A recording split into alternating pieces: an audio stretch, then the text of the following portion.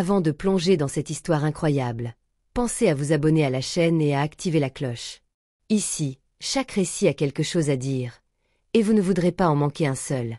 Une femme noire a été forcée de jouer le violon, mais sa première note a fait taire toute la pièce. Angela Freeman avait toujours aimé la musique.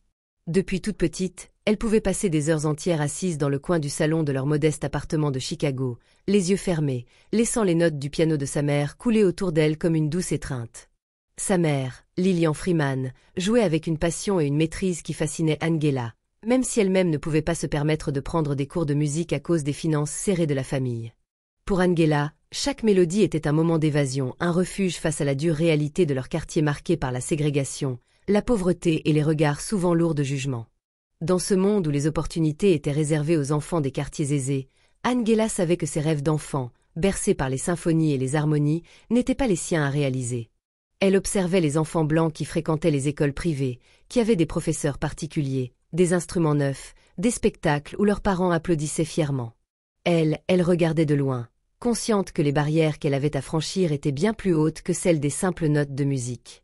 Son oncle, Marcus Freeman, était une figure incontournable de leur communauté.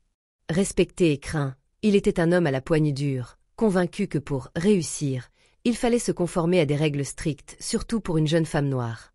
Marcus avait grandi dans une autre époque, avec une vision sévère et souvent rigide de ce que devait être la réussite. Il croyait fermement qu'Angela devait représenter leur famille dans les cercles où les voix noires étaient rares, voire inexistantes. Quand Angela eut 17 ans, tout bascula brutalement. Marcus débarqua un soir, le visage fermé, dans leur petit salon où Angela venait de finir son devoir de maths. Il posa devant elle un violon d'un noir brillant. L'instrument paraissait presque un objet d'art, mais pour Angela, il était une inconnue totale. « Tu vas jouer le violon », ordonna Marcus sans laisser de place à la discussion. « Il y a un concours dans 2 semaines, au conservatoire. C'est une chance unique, pas seulement pour toi, mais pour toute la famille. Peu importe si tu sais jouer ou pas. On va te faire jouer. Tu vas t'entraîner, et tu iras sur cette scène. » Son regard était dur, presque implacable. « C'est pour notre honneur. Pour montrer que nous aussi, on peut être là où les autres ne s'attendent pas à nous voir. » Angela sentit son cœur s'emballer, ses mains se couvrir de sueur. Elle n'avait jamais touché un violon. Elle ne savait rien des techniques, des partitions, des positions. La peur lui nouait la gorge, l'envahissait comme un poids froid. Pourtant, elle se redressa lentement, maîtrisant ce tremblement intérieur. Elle ne pouvait pas se permettre de paraître faible devant son oncle, ni devant elle-même. Céder à la peur serait pire que de jouer mal. Elle prit le violon avec précaution, comme si elle tenait un fragile secret. La chambre sembla se réduire autour d'elle, le silence devenait assourdissant, mais au fond d'elle, une petite flamme brûlait, une étincelle d'espoir, d'audace. Ce violon, cette scène, ce concours, tout cela allait devenir un combat, une épreuve, une chance. Angela savait que, même si le chemin était sombre et semé d'embûches, elle devait affronter ce défi. Pas seulement pour sa famille, mais pour elle-même. Pour prouver que sa voix, même silencieuse jusqu'ici, pouvait s'élever plus fort que tous les préjugés. La grande salle de concert était un écrin somptueux, où chaque détail témoignait d'un luxe ancien et d'une tradition immuable. Les murs, couverts de dorures étincelantes sous la lumière chaude des lustres, semblaient murmurer les siècles de musique qui avaient résonné ici. Des tapis épais étouffaient les pas, les fauteuils rouges se déployaient en rangées parfaites, et une scène imposante, éclairée par des projecteurs délicats, attendait son prochain interprète. Dans ce décor presque sacré, un silence pesant s'était installé, lourd de tensions invisibles. Le public était un mélange contrasté. D'un côté, l'élite blanche, vêtue de costumes impeccables et robes longues, affichant une fierté presque arrogante pour sa culture classique, convaincue de son exclusivité. De l'autre, quelques visages venus des quartiers noirs, invités avec réserve, observant avec une curiosité mêlée d'appréhension. Des regards chargés d'histoire, d'espoirs étouffés et de blessures anciennes. Lorsque le nom d'Angela Freeman fut prononcé par le présentateur, un léger murmure parcourut la salle, vite étouffé par le silence. Elle avança, le pas ferme mais le cœur battant à tout rompre, consciente que chaque regard posé sur elle était un jugement, un défi. Sur scène, elle fit face au jury, une rangée de visages blancs, sévères, aux yeux pénétrants, dont certains la scrutaient avec un mélange de curiosité condescendante et d'incrédulité. Ces juges incarnaient la tradition, l'exigence, et peut-être, inconsciemment, la barrière à franchir. Angela posa délicatement le violon sous son menton.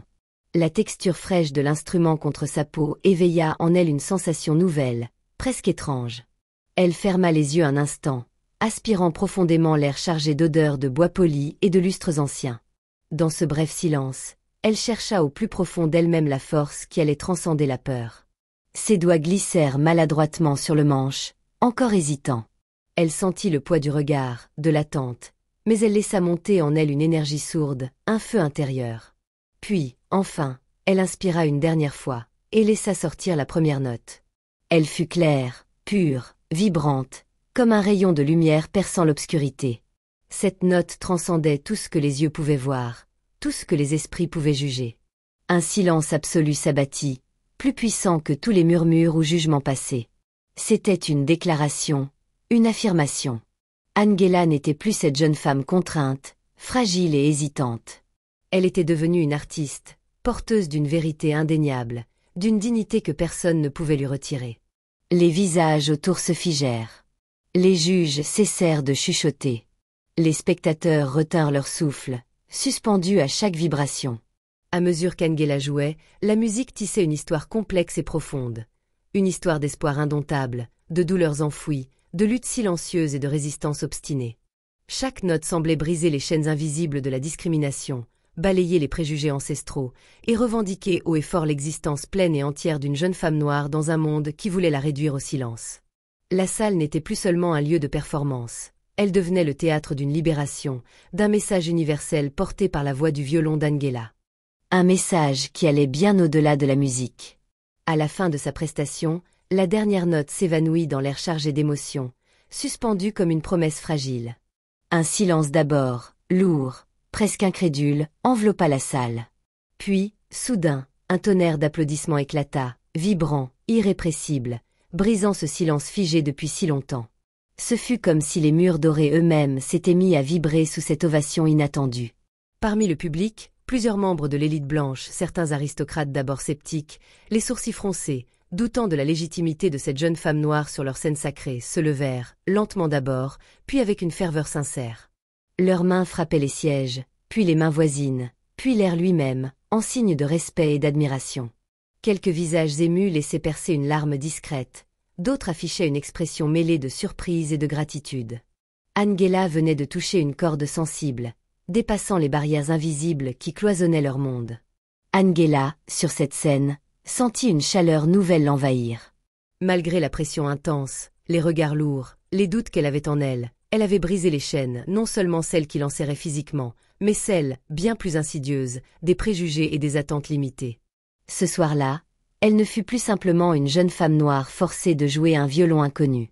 Elle devint une musicienne reconnue, une voix forte et claire dans le cœur étouffé des injustices. Le chemin vers la reconnaissance fut encore long et sinueux. Après ce triomphe, Angela dut affronter les jalousies sourdes de certains concurrents, la méfiance tenace de certains directeurs de conservatoires, et les portes closes des institutions habituées à exclure les talents venus des quartiers marginalisés. Chaque pas était une bataille, chaque réussite un défi aux stéréotypes. Mais cette première note, ce moment de pure beauté et de vérité, demeura comme une balise dans sa vie. Elle devint plus qu'une musicienne, une source d'inspiration et un symbole vivant d'espoir pour sa communauté. Angela choisit alors de consacrer une partie de son énergie à être mentor pour les jeunes de son quartier, pour ceux qui, comme elle autrefois, regardaient leurs rêves avec méfiance, enfermés dans le silence de la peur. À travers ses cours, ses ateliers et ses encouragements, elle leur montra qu'avec la passion, le courage et la détermination, il était possible de transformer une contrainte en une victoire éclatante. Sa musique devint un pont entre deux mondes, une langue universelle qui rappelait à tous que la dignité et le talent ne connaissent pas la couleur de la peau.